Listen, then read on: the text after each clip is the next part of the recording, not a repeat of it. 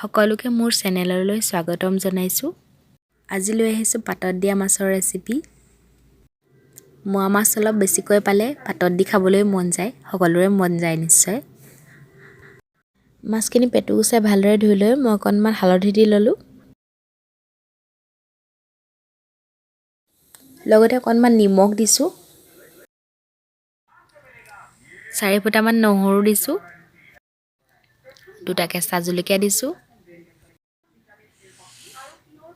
আৰু অলপমান মিঠাতেল দি দিছোঁ।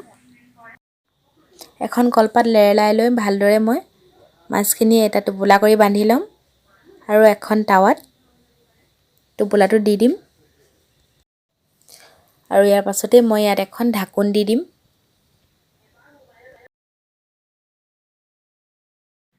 এনেদৰে ঢাকোন দি অলপ সময় সিজিবলৈ দিম। আৰু অলপ সময় পাছতে আকৌ ওলোটাই দিম।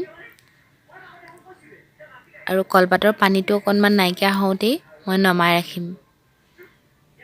আৰু 15 মিনিটমান হোৱাৰ পাছত এনেদৰে পাতত দিয়া মাছ হৈ গ'ল।